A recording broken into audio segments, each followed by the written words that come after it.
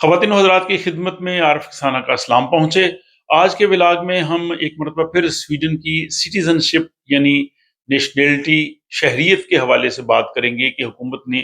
جو نیا بجٹ پیش کیا ہے 2026 کے لیے، اس میں شہریت کے حوالے سے بھی بات کی گئی ہے، اور حکومت نے اپنے جو مستقبل کے منصوبے کے حوالے سے بات کی ہے،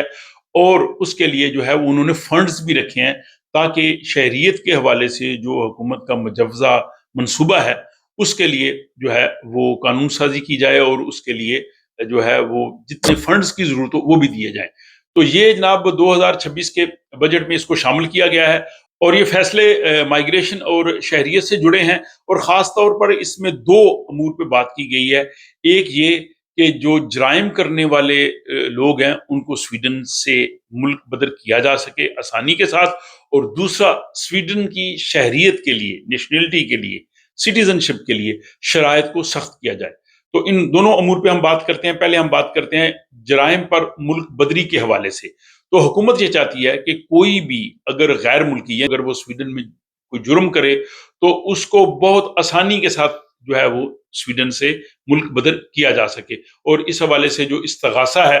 اس کو زیادہ اختیارات دیے جائیں، اور وہ ملک بدری کو جو ہے وہ ممکن بنا سکے۔ تو اگر یہ ان کی سفارشات کے مطابق قانون بنا تو ایک تحقیقاتی رپورٹ کے مطابق پھر اس طرح سے سویڈن سے ملک بدر کیے جانے، ڈپورٹ کیے جانے والے لوگوں کی تعداد میں 6 گنا اضافہ ہو جائے گا، اور حکومت نے جو 2026 کا بجٹ ہے اس میں اس کے لیے جو ہے وہ اضافی فنڈز رکھیں تاکہ اس پہ عمل کیا جا سکے۔ دوسرا جو اہم موضوع وہ یہ ہے کہ شہریت کے لیے، سٹیزن شپ کے لیے، سویڈن کا پاسپورٹ لینے کے لیے سخت شرائط کو نافذ کرنا، اور حکومت یہ چاہتی ہے کہ سویڈن کی شہریت جو ہے وہ آسانی سے نہ ملے، بلکہ انہی لوگوں کو سویڈن کی شہریت دی جائے جو اسے ایک ذمہ داری سمجھیں، جو اس کے اہل ہوں، اور جو یہاں کے قوانین کے مطابق جو ہے وہ چل سکے۔ تو اس میں ایک شرط تو انہوں نے رکھی ہے جس پہ پہلے بھی بات کی ہے کہ خود کفالت، سیلف فائنانسنگ، یعنی آپ اپنے اخراجات خود اٹھائیں، اور پچھلے 3 سالوں میں آپ نے سوشل ویلفیئر سے یا کسی طرح کی اور آپ نے امداد نہ لی ہو۔ اس میں جو بچوں کا الاؤنس وغیرہ آتا ہے وہ اس میں شامل نہیں ہوتا ہے، تو جو ہوتا ہے آپ سوشل والوں سے جا کے مدد لیتے ہیں۔ تو ایک تو یہ ہے کہ سوشل پہ انحصار جو ہے وہ ان کا نہیں ہونا چاہیے پچھلے 3 سالوں میں،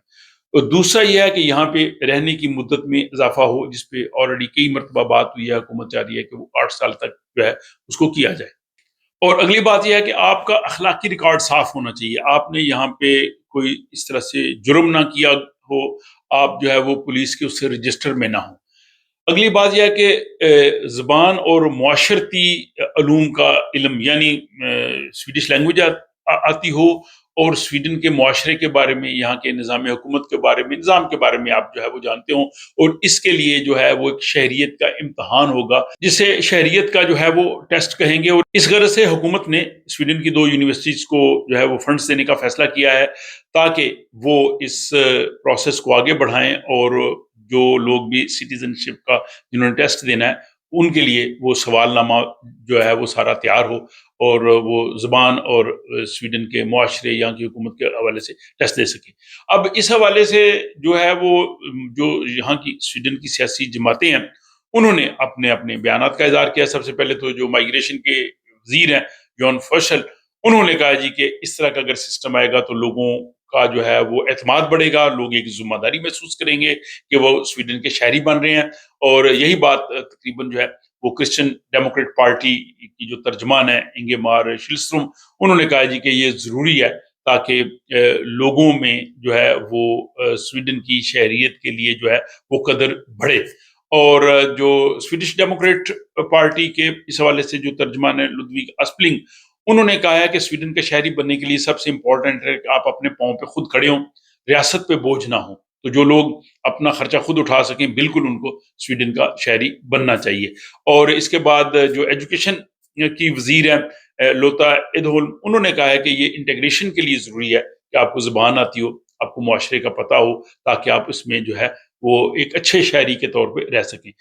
تو یہ جناب 2026 کا جو نیا بجٹ حکومت نے ابھی پیش کیا ہے، ابھی اس نے اپروو ہونا ہے، اس بجٹ میں شہریت کے حوالے سے جو فنڈز رکھے گئے ہیں یا حکومت کی جو اگلے سال کے لیے منصوبہ بندی ہے وہ میں نے آپ کو پیش کیا ہے، اور اس میں بنیادی طور پہ یہ ہے کہ آپ اپنے پاؤں پہ خود کھڑے ہوں، آپ نے کوئی جرم نہ کیا ہو، آپ سویڈن میں اچھی طرح سے رہ رہے ہوں، اور اگر نیا قانون جب بنے گا تو اس کے بعد ظاہر ہے کہ آپ کو لینگویج کا اور یہاں کے جو معاشرے کے حوالے سے جو معلومات ہے وہ جاننی چاہیے۔ تو جو نئی اپڈیٹس آتی ہیں، نئے یہاں پہ جو قوانین بنتے ہیں، وہ میں ولاگس کی صورت میں آپ کی خدمت میں پیش کرتا رہتا ہوں، اور کل کا ولاگ ضرور دیکھیے جس میں یہ بتایا جائے گا